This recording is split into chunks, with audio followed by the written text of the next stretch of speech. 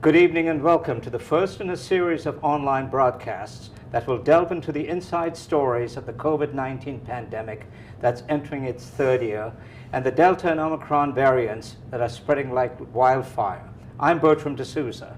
And I'm Cynthia Rickard. We're co-hosts of the Scribbler Publishing Group podcast that's being streamed live tonight on WFMJ.com, Bertram de Souza's The Scribbler YouTube channel and Facebook page, and other platforms. Our guest this evening is Dr. Raed Dweik, chairman of Cleveland Clinic's Respiratory Institute, who is front and center in the pandemic battle. Because this is a live broadcast, viewers will have the opportunity to submit questions and comments through our YouTube channel and Facebook page, or by emailing us at scribblerpod@gmail.com. Doctor, thank you very much for finding time in your busy schedule to join us tonight.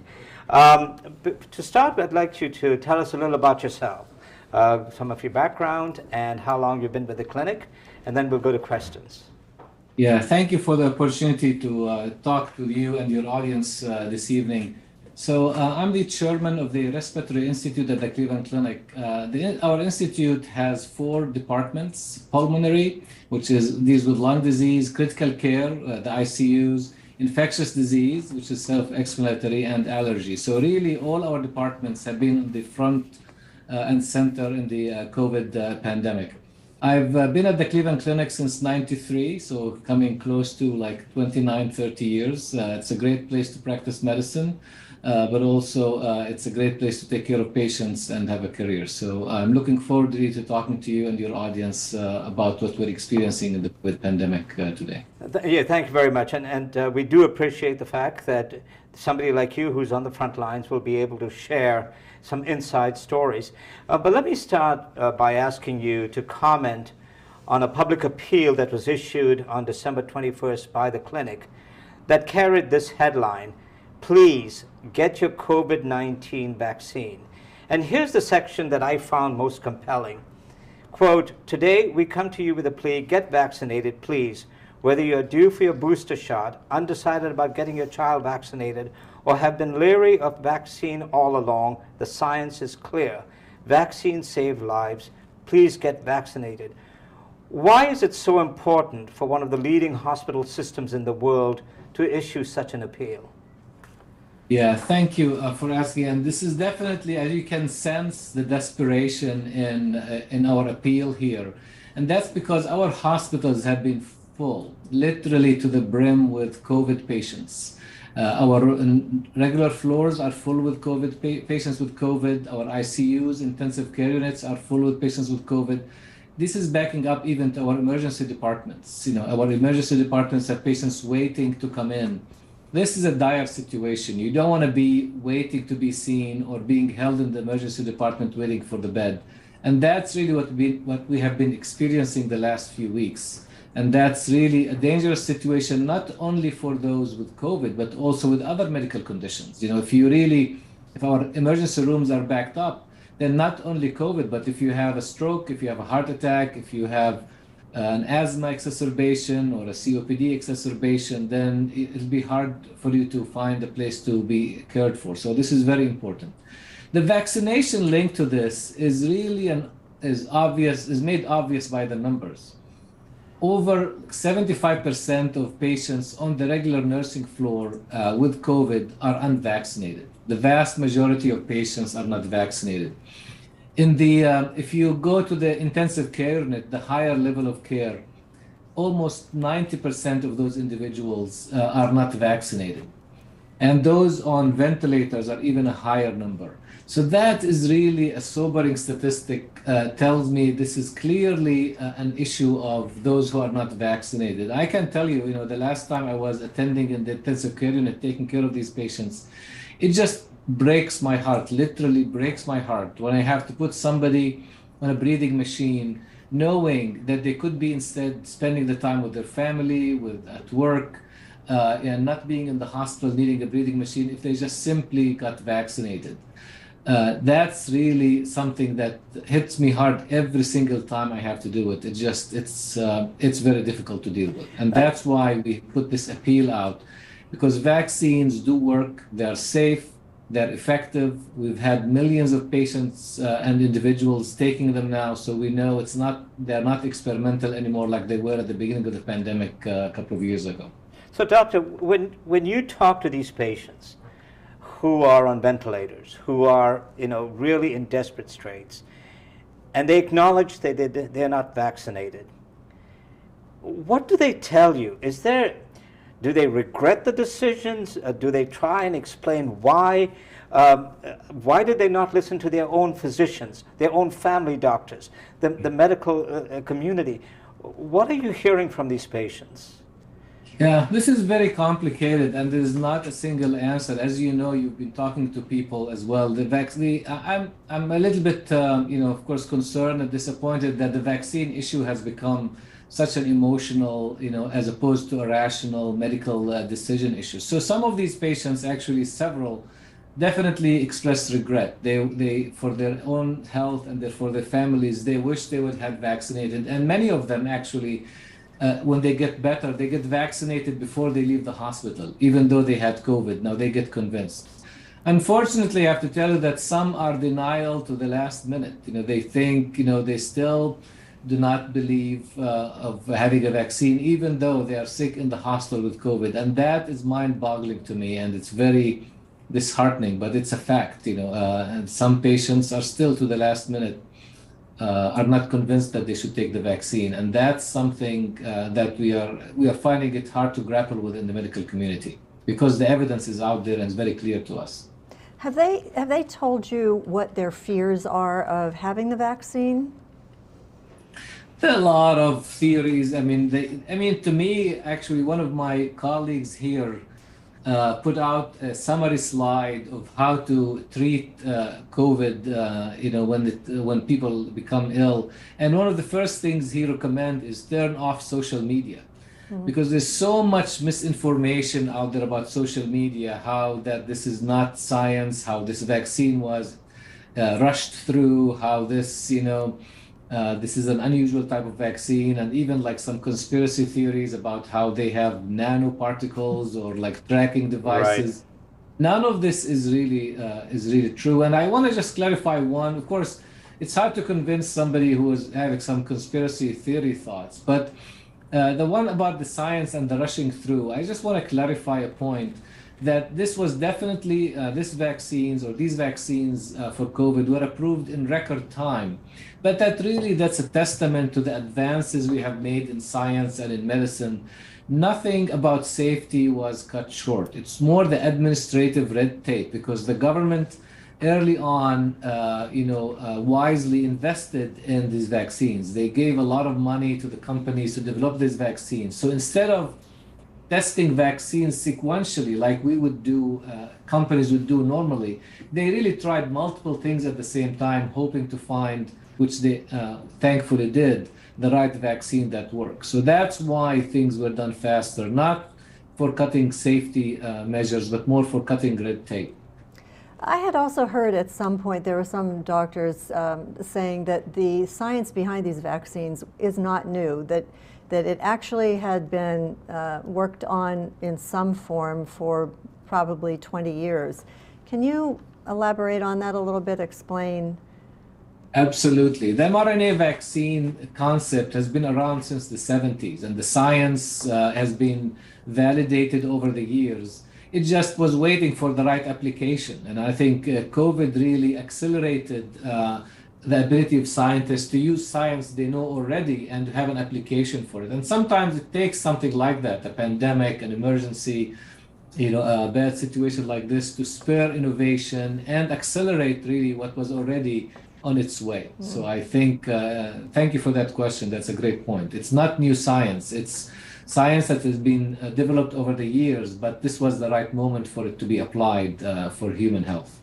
Doctor, I know that Grant Passal from your communication shop put together some data, some stats that could give us put all of this discussion in context. Could you share some of those numbers with us so that we get an understanding of what exactly is happening at Cleveland Clinic?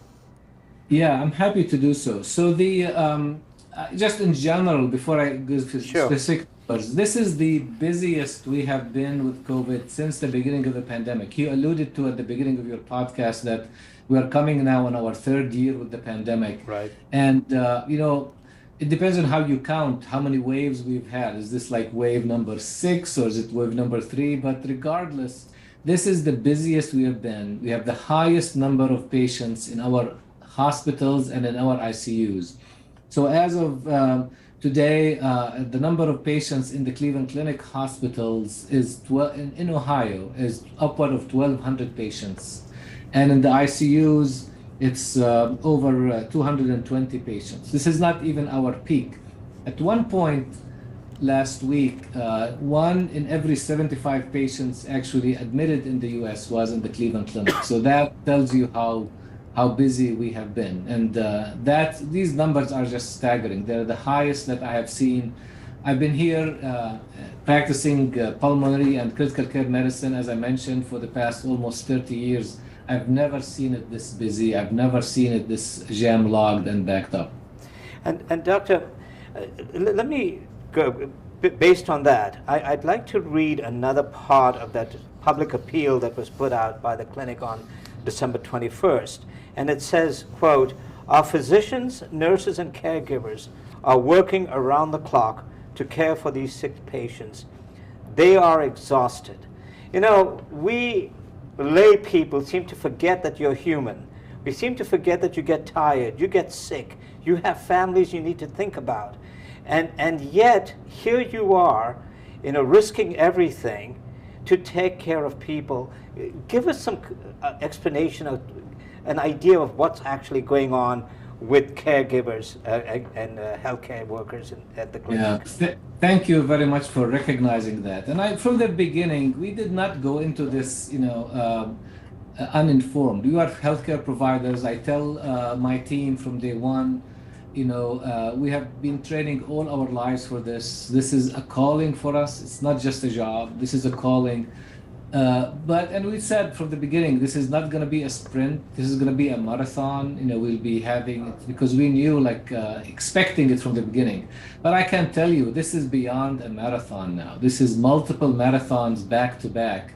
And I think even the word exhausted doesn't quite capture how our physicians, nurses, respiratory therapists, and other caregivers feel. It just has been nonstop now since March of 2020. Whenever we think we've got a break, the numbers go down.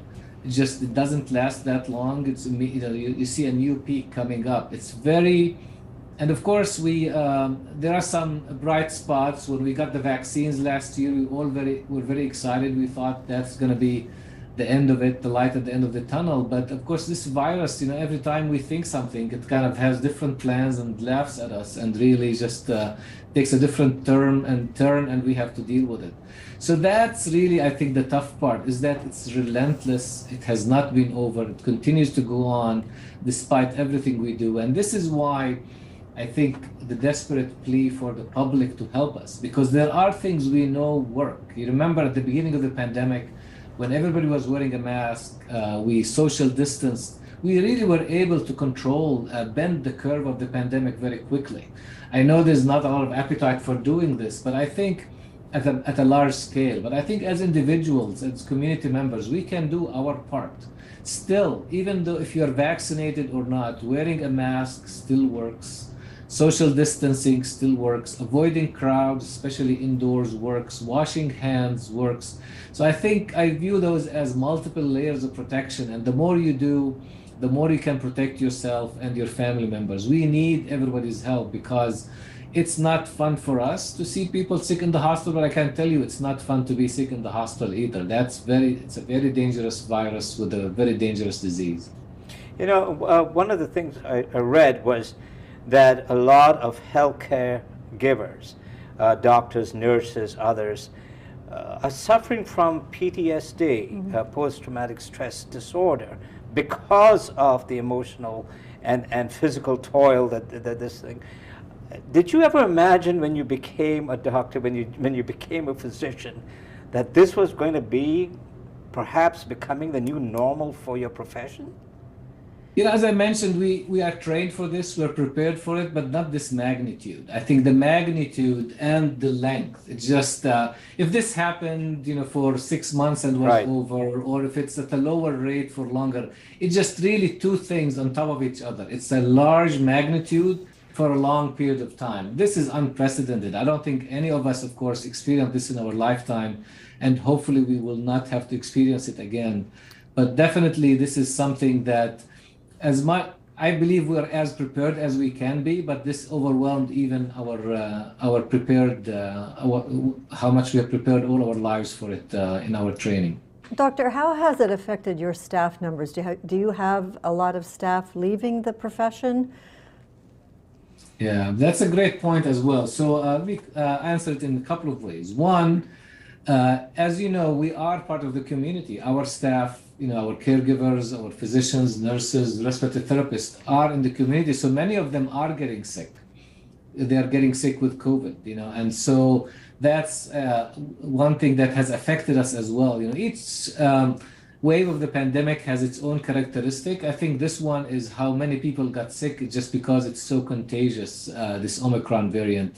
So that's one aspect, which is the temporary, people being out of work temporarily. But also, the point you bring up is very important, is that many people have left the profession altogether. They just had it. Nurses who have moved on or moved to non-clinical care situations. And at some ways, you can blame them. In other ways, you think this is the worst possible time to do it, but because this is when we need them the most.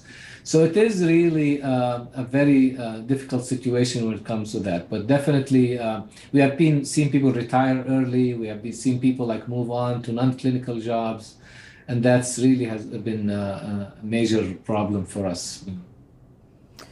And first of all, there is a shortage of nurses anyway in the country, and generally, and the population is getting older. Is Cleveland Clinic putting in place programs, making available, psychologists or counselors to sort of help, you and others to deal with this? I mean, we sort of forget that here you are on a daily basis, trying to take care of a patient and ease their suffering while you're suffering yourself. Bertram, you are so thoughtful. Definitely, this is something we thought about very early on in the pandemic, and we have a lot of resources. We are fortunate at the Cleveland Clinic to really have the support of our leadership, and we have really strong departments of psychology and psychiatry, and they have been a major resource for us. So we have multiple ways to support our caregivers. We have a 24-hour helpline that is anonymous and confidential. People can call to it anytime. We have counselors available, again, for confidential appointments to meet. We have peer group. I think what I found out most helpful, actually, for our caregivers is peer groups, to meet, to talk to people like them. Nurses want to talk to nurses. Doctors want to talk to doctors so that they can vent and talk about what they're experiencing and make sure that they are not alone. So that, I think, has been very helpful. And I'm going to go back to your PTSD comment, which I think it's probably true. It's just the reality is we are still in the middle of it. We're not post-trauma yet. We're in the middle of the trauma. Right. So, but I'm actually worried. Exactly what you said is what was going to happen to us. And that's what keeps me up at night. Is what, as a chairman of the institute, is how my caregivers are going to be handling this when hopefully it'll be over, because the the post effects are going to be tremendous on all of us. This is something that none of us have experienced before, and hopefully will not experience again. And I have no doubt that there'll be post trauma to this. I'm wondering how the psychiatrists and psychologists are holding up, because it's not just the health caregivers, but it seems to be the general population, all of these families who are dealing with so much grief. I'm wondering what the status of that part of the profession is, because I'm just expecting a total collapse at some point. Absolutely. And talking to our psychiatry and psychology colleagues, they have experienced huge increase in the demand for their services. Lots of substance abuse, lots of mental health issues got exacerbated by the pandemic for multiple reasons. One of them at the beginning was the social isolation from the when we isolated, and then later on, by family issues and illnesses. So definitely, substance abuse and mental health issues have really, this is in one way you can call it the hidden pandemic, because definitely those issues have increased in frequency and in severity during the pandemic. And we talk about COVID, but there is a cost beyond COVID. And let me even expand on that a little bit further. Sure. Even non-psychiatric, non-mental health issues, like people are staying away, people are having strokes and heart attacks at home, not coming to hospitals. That's really the other pandemic of non-COVID healthcare that has been delayed or deferred or not done. And that is a very concerning to us. This is why at the Cleveland Clinic, leadership and we're working to try to balance that as much as possible, is to take care of COVID patients, but also keep room to take care of non-COVID patients, because these health issues do not go away. They're still there. Right. Heart problems, lung problems, brain problems, GI problems don't go away. That's we have to take care of them as well. I was just wondering about that. Have you had to turn any patients away? But you're actually saying that they aren't even coming into the facility if they're dealing with non-COVID issues. Yeah, so early in the pandemic, I would say a couple of years ago, people were avoiding hospitals. Actually, our emergency rooms were empty. People were literally getting sick or dying at home, as I mentioned, with strokes, heart attacks, asthma, COPD. But not now. People are now, I think, are out. They come. Our emergency rooms are full and actually overflowing. So we have been able to balance that. But as you may have heard, we are deferring elective or what we call non-essential surgeries. Right. So things that can wait, we are delaying them, but they can't wait forever. Something that can wait a week today, next week it's going to become an emergency surgery. So that's something we look at and take very seriously, because we don't want that other health burden to affect our communities, because we are committed to taking care of our healthcare of our community in every way, not just COVID. Doctor, you talked about non-emergency, and I know, it almost reminds me of a scene from the series MASH, where they have to triage and decide who's going to get treated and who isn't. And one of our guests in this series that we're doing is a 42-year-old physician who is in need of a kidney transplant. He got one 25 years ago, and he got his mother, set up, donated hers, and now he's in need of another. He's been told that this is a non-emergency or non-urgent situation. He's on a dialysis machine 6 to 8 hours a day. Now, his father's a physician, and he's a physician, and so they've set up a whole unit in the house, in the basement, and all of that. But his whole life has stopped. I mean, the family can't go out because of infections and all of that.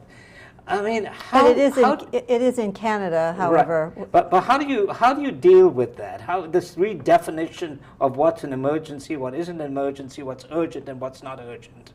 Yeah, absolutely. That's a great point, and it's really. I refer to this as the hidden pandemic. We really don't think about these things until we experience them, like you just mentioned. There are stories actually about another physician who was published in the medical literature, who had a flare-up of pancreatitis in Texas somewhere, and they could not find a bed for him, an ICU bed, and they end up not surviving something that would have been routine in other days. Right. That's really the danger of our hospitals filling up. This is why hospitals don't do well when they are full. You always need to have room for emergencies that you can bring them in.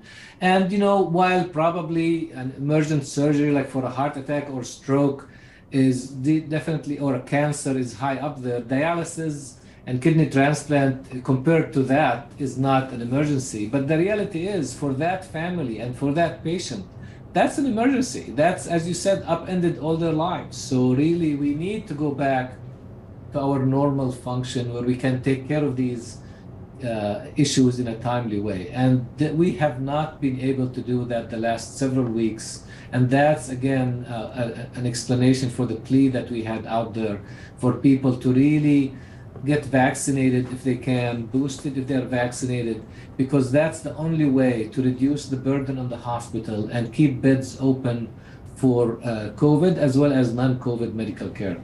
Doctor, you come across as a very kind, gentle, caring person.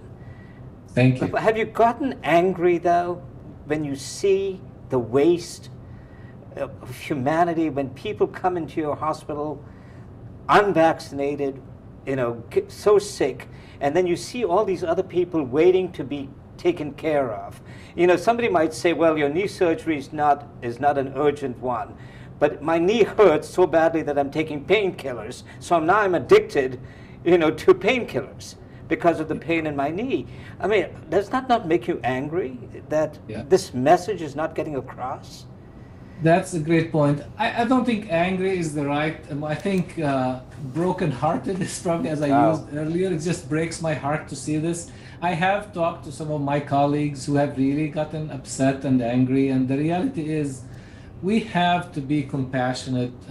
We are trained to be compassionate as physicians and healthcare providers and try to understand where people are coming from and meet them where they are and encourage them hopefully to get vaccinated. But it definitely, some person actually used the term moral injury, that physicians and healthcare providers are getting morally injured by having to take care of people with a disease that is completely preventable. And that's, I think, probably the best way to describe us in healthcare now. We're morally injured. We feel this injury every day.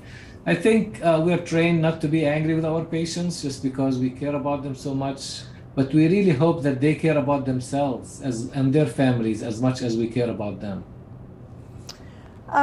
Doctor, in August, there was an Alabama doctor who announced that she was no longer going to treat unvaccinated COVID patients, and she got mixed reaction, support, and criticism for it. And then in November, a Texas doctor was suspended because she decided she wasn't going to treat vaccinated patients. I'm just wondering if any of your physicians have felt pushed to make that kind of extreme decision one way or another. It's really sad to see those extreme opinions and extreme decisions.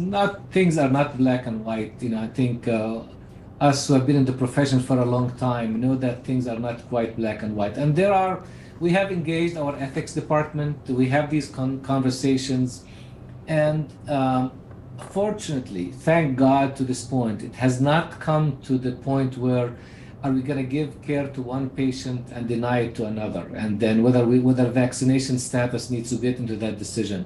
So really, there are a lot of factors that go into how we decide to treat patients when it becomes a difficult situation. It's a matter of how acute the illness, how reversible, how treatable. But I can tell you, we worry about the time when we have to make those difficult decisions. If we have one ventilator and 2 patients, who do you put on a ventilator? We have 1 bed and 5 patients, who do you give that bed to? Right. We feel fortunate at the Cleveland Clinic we did not so far have to make those decisions. But that's why, again, the plea that you read is we don't want to get there. That's not a good place to be. We are trying, we are very full, but at least we are still able to provide the care that is needed for our patients, and I'm thankful for that.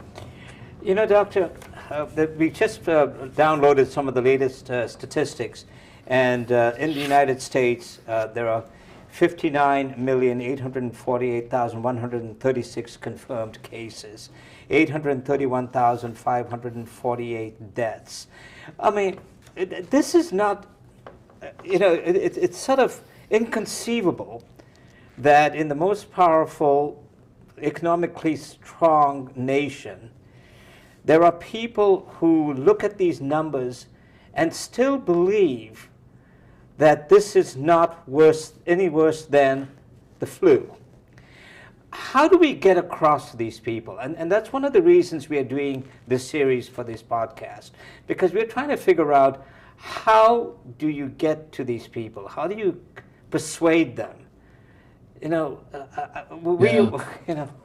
Thank you for doing your part. I know this, just having this series and talking about it, and I think there are multiple reasons. At least from my discussions with my own patients and community members and people asking me questions, there are different reasons for why people don't want to have the vaccine. We talked about some of them earlier.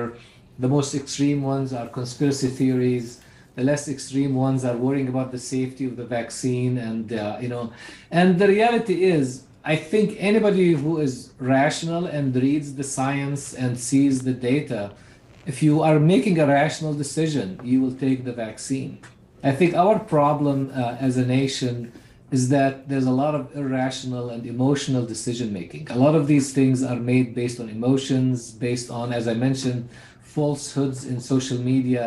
And honestly, I don't have the answer of how to fix that. This is such a huge problem for us, whether it's, social media, in my mind, has played a big role in really spreading disinformation, whether it's intentional or unintentional. And I don't know the answer to that. I wish I have the answer to that. And I'm open. Anything I can do to convince people that vaccines are safe and effective, I'm happy to do it. But I can tell you, some people, you are not going to convince them regardless of what you say. And I've talked to some of these people, and there are some who would listen and to reason and do it. But I don't know. I'm at a loss, honestly, as much as you are.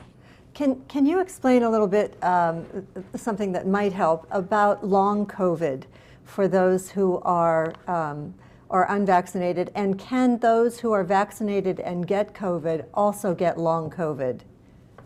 Yes, thank you for that. We early on last year, we recognized that a lot of patients who get COVID, of course, some people don't make it, they pass away, unfortunately, but those who make it, a significant portion of them, can be up to 30, 40, sometimes 50% of them have long-term symptoms, as you referred to long COVID appropriately. And those, while some of those are the ones who have been sick in the hospital, either the intensive care unit or the floor, some even with mild cases of COVID can develop long COVID. And long COVID now has a nebulous set of symptoms. It could be brain related, it could be heart related, it could be lung, it could be like a multitude of things.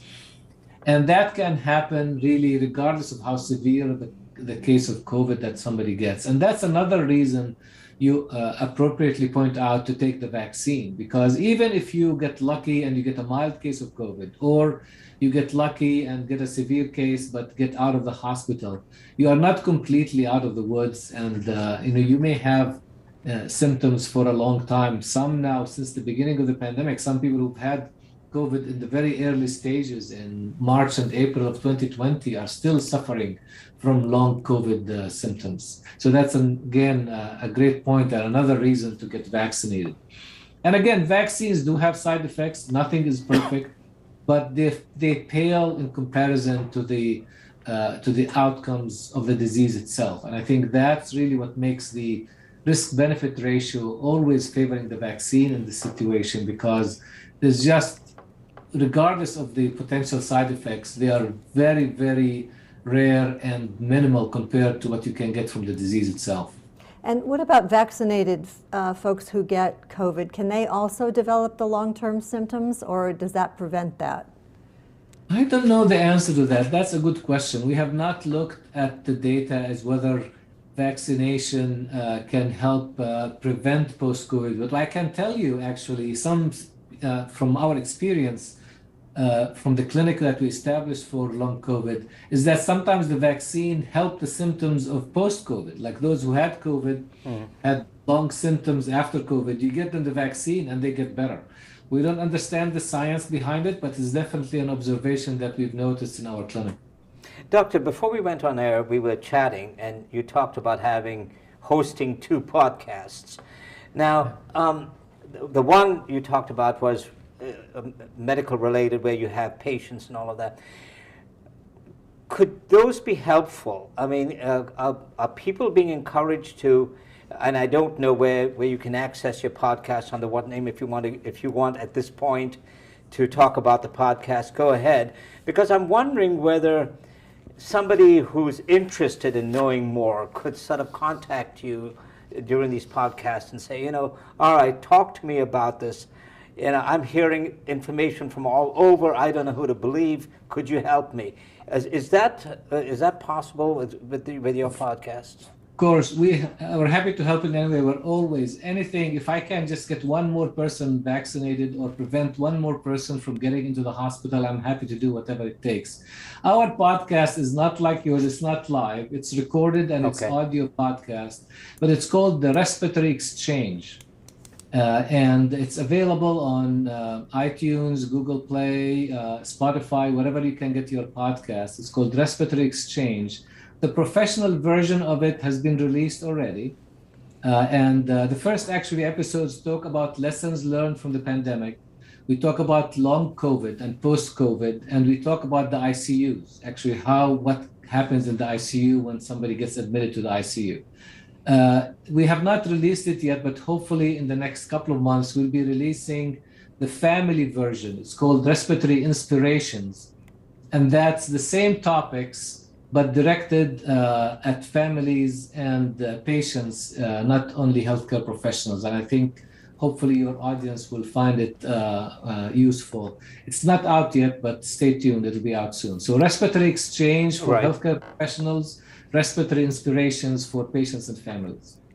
So when you talk to families who say a family member has died and other members of the family have not been able to hold that person's hand, to be there at death. So the person who has died is the last person they see is a stranger, is not somebody they related to. What are the families telling you? Give us some of those stories, because I think these go to the heart of this whole issue.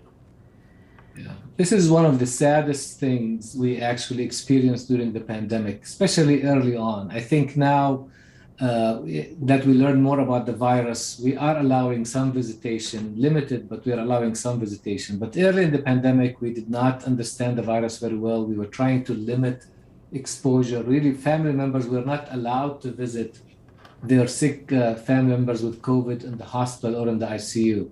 I can tell you it is very sad. It's one of the saddest things when people are sick, very sick, alone, and when they die alone. But the silver lining in this is our healthcare providers and caregivers have really stepped up to that. Nobody really died alone. There's always a nurse or a therapist or a physician at the bedside, but not their family. And that is really something that has been really sad for us and very emotionally draining for all of us, actually, when we watch this happen. So that's a great point. We're trying everything we can to allow visitation now with the limits, but we really need our visitors to follow our guidelines with masks and just limit the number of visitors every day and follow our protection, like the PPE and doffing and donning guidelines. But we're doing our best to really not have people die alone or not even be very sick alone in the hospital. This is definitely something that is not something we like to watch. So great point. Doctor, we have a viewer who says the World Health Organization officials do not recommend mask wearing for healthy members of the general population.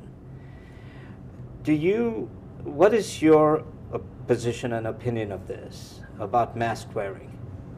I'm not sure if that is being taken out of context. Okay. I have not seen a recommendation like that, but I can tell you, definitely outdoors. I know there are some, the masking recommendation have been confusing and conflicting over the time from the beginning of the pandemic. So I don't blame the public for being confused about masks. So let me clarify some of these mask issues. At the beginning of the pandemic, we did not quite understand it. It's a new virus, a new pandemic, a new disease. we thought it spread more like influenza with touching or with droplets.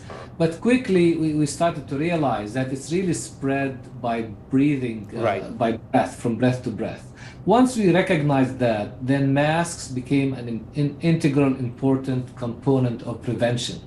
And masks do several things. They protect the person wearing them, but also they protect the people around you from you. So it's really a dual. So it's like if you are wearing a mask, it helps. If the other person in the room is wearing a mask, it even exponentially helps. So that's very important. And I think, especially in indoor settings, I don't recommend masks in the outdoor setting because the circulation, the moving air, I think maybe that's what the listener is referring to. In the outdoor setting, I think there's nothing wrong with wearing a mask in the outdoor setting if you want to be careful, but as long as you are socially distanced from people. But indoors, especially when there's a crowd, I definitely highly recommend a mask. Actually, I don't want to be in an indoor setting, whether it's a grocery store or a barber shop or anywhere without a mask. I think that's really not wise, especially with how infectious the current variant Omicron is.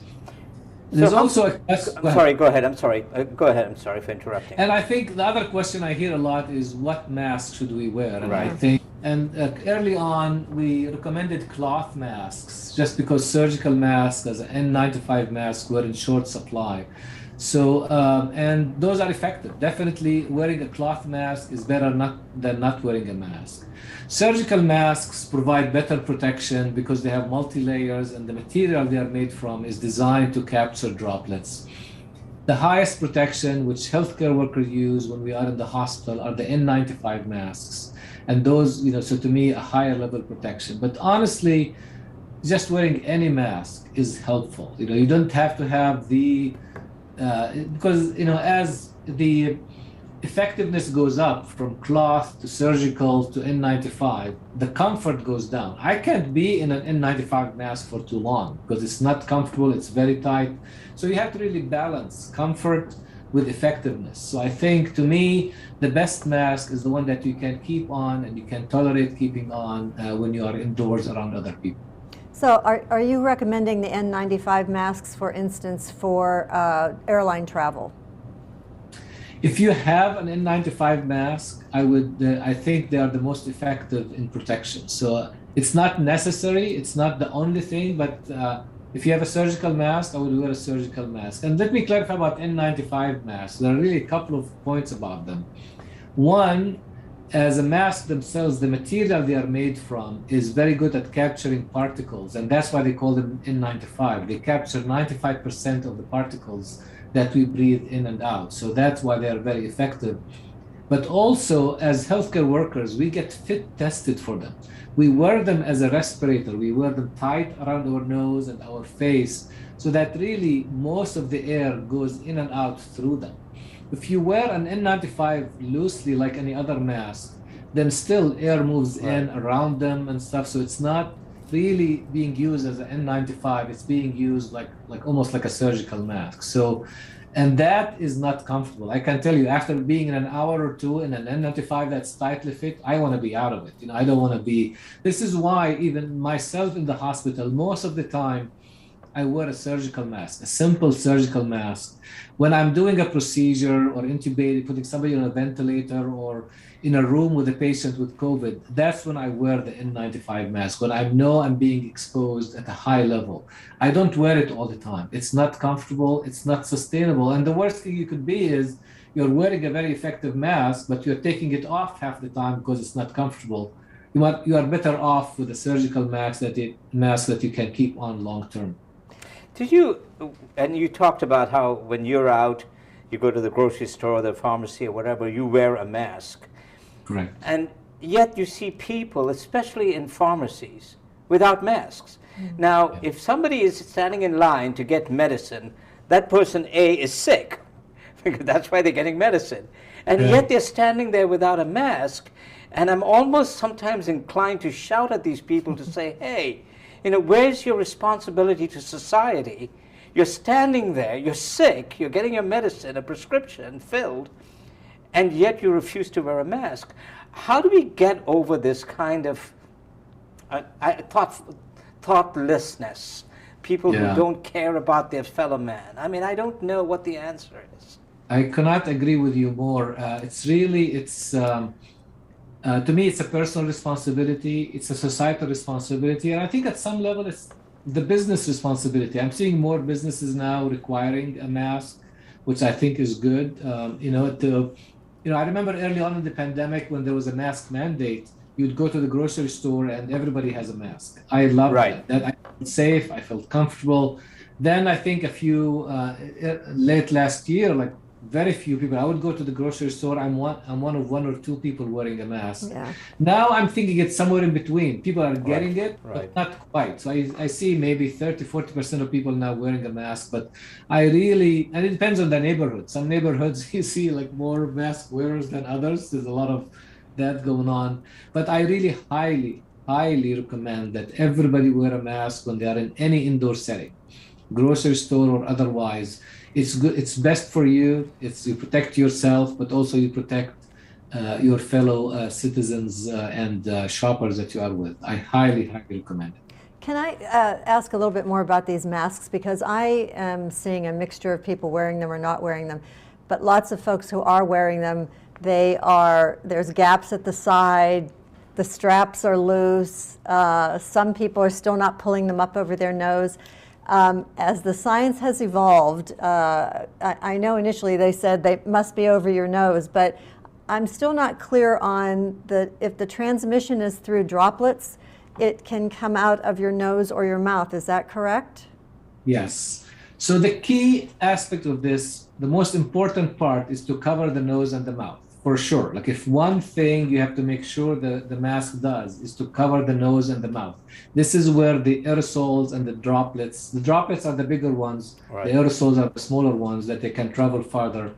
That's where they come out, from the nose and the mouth. If you're just covering your mouth, it's not good enough. If you are covering your nose, it's not good enough. I can tell you how many times people would be wearing a mask and they want to talk to somebody, they take it off. That's the worst time. That's when you really want it on, because that's the time when you're generating these aerosols and droplets. So that's the important thing. Next to that, if you really want to be more diligent, the tighter it is around your nose and mouth, the better. So if you can make it tight, if it's uncomfortable to be tight, I'm okay with you covering your nose and mouth. But if you can, and if you're able to, really have it tight around your face, cheeks, and nose and mouth. The reason I'm not pushing this as hard, because I don't want to become so uncomfortable that people just keep taking it off. Yeah. To me, I'd rather have you wear something that's covering your nose and mouth all the time than having somebody that's really tight 1 hour out of a day. To me, that is not helpful. The longer, the better. Anything that you are comfortable with consistently, and if you are more comfortable with a cloth mask, you can wear a cloth mask and put a surgical mask on top of it, or a cloth mask and an N95, whatever gets you comfortable that you can keep on and not have to take it off, as long as it's covering your nose and mouth. I bought some cloth masks that have filter pockets in them that actually, the filters that go in them are made out of the material, it seems, that the surgical masks are made out of. So I'm getting like 3 layers of protection in them.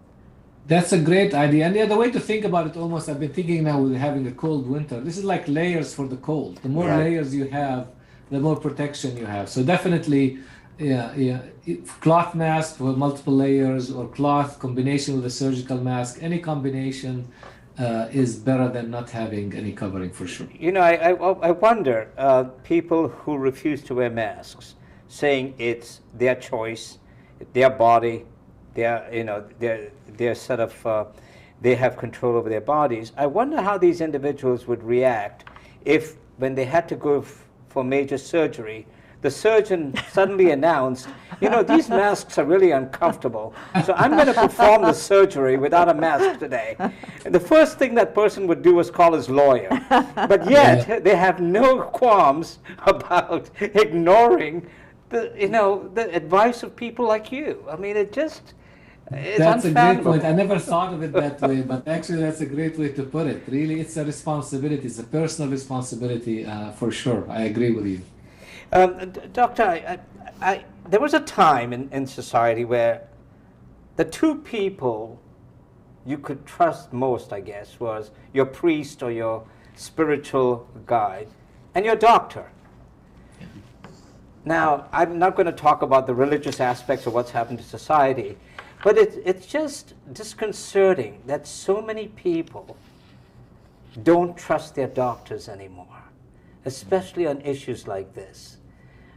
How do you and your colleagues, sort of address this or deal with this?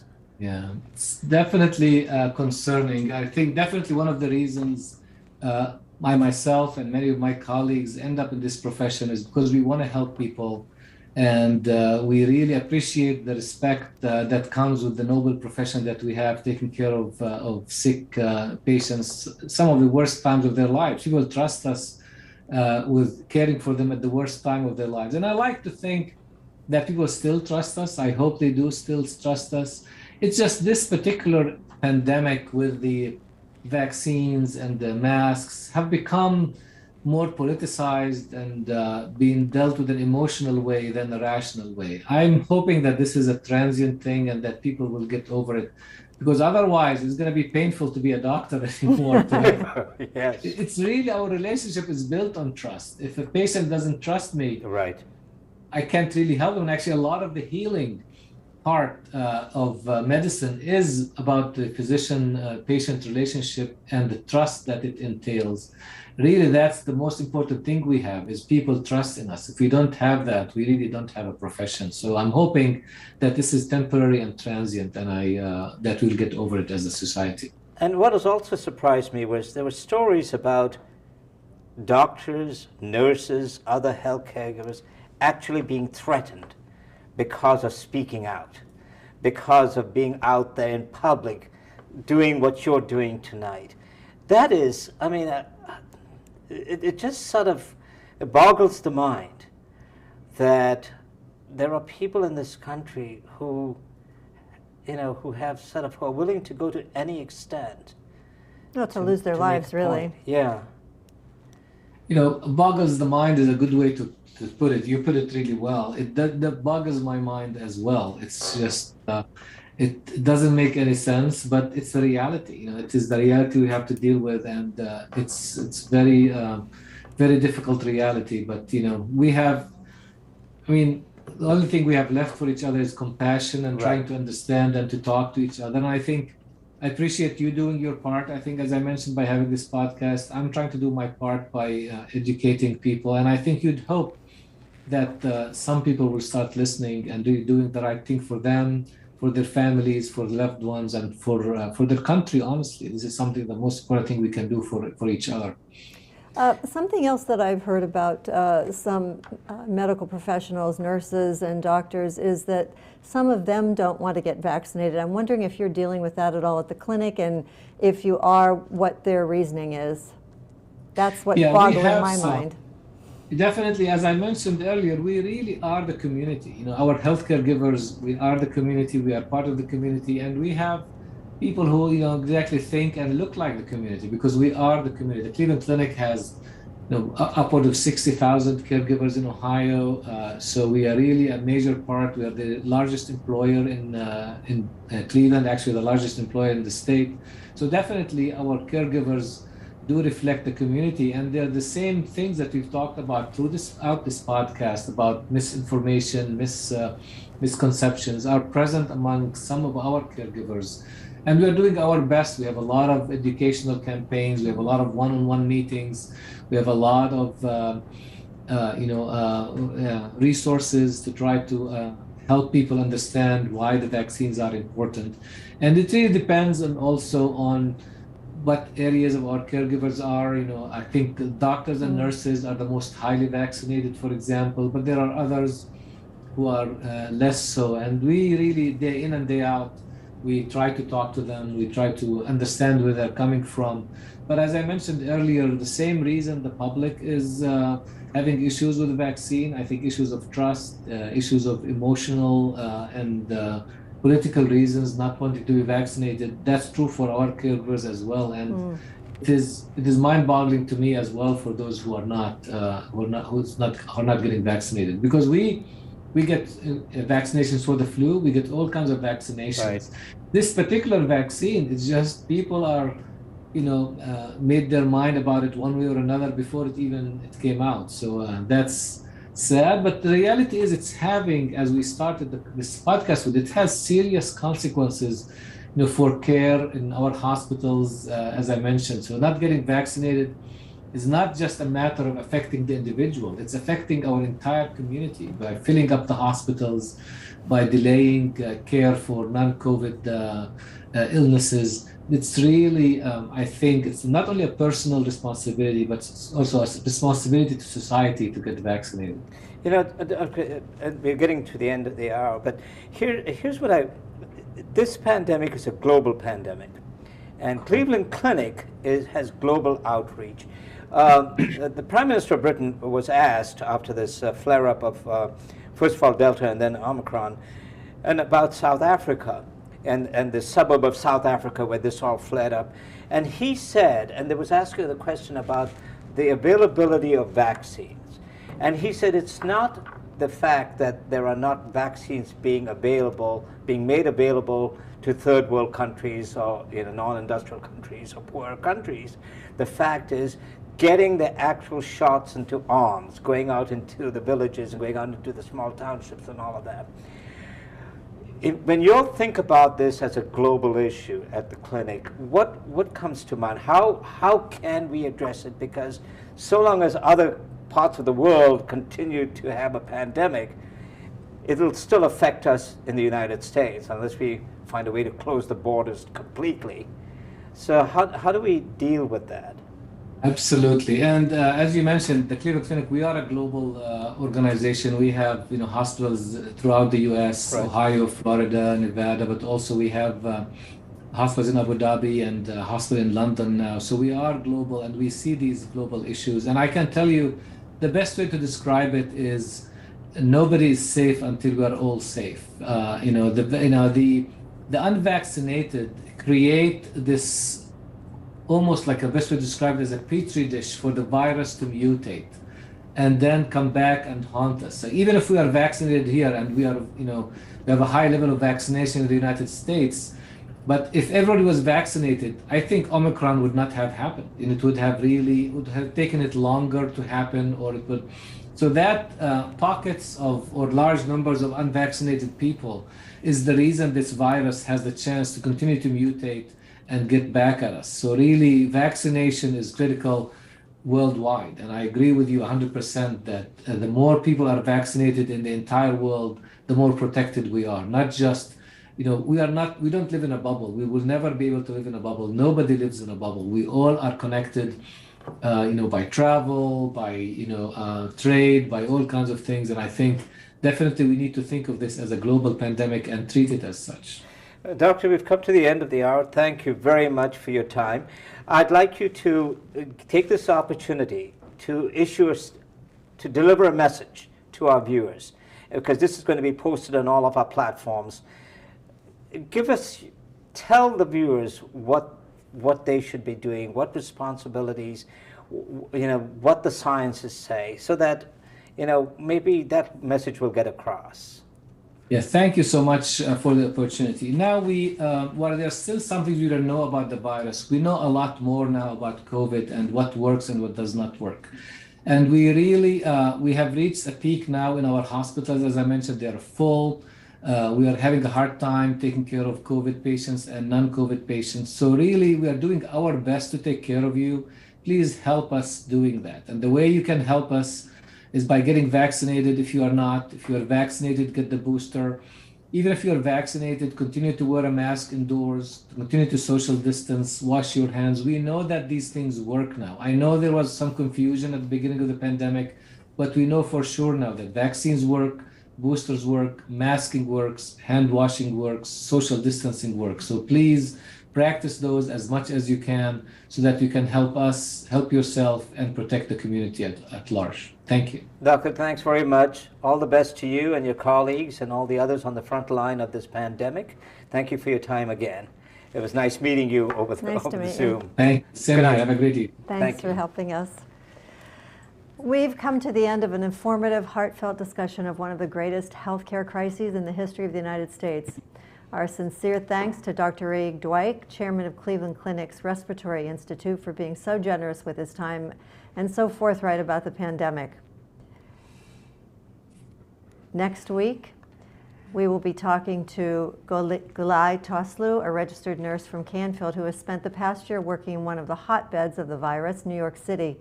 Ms. Toslu will discuss the emotional and physical toll of caring for COVID patients.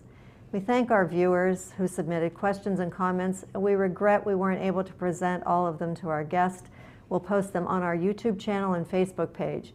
Finally, our thanks to Robert McFerrin, producer of the podcast and head of Triad Production Group, a division of 21 WFMJ, and Andy Kunkel, our technical director, who's on the Triad production staff, for their expertise in making these online broadcasts possible. Have a good evening.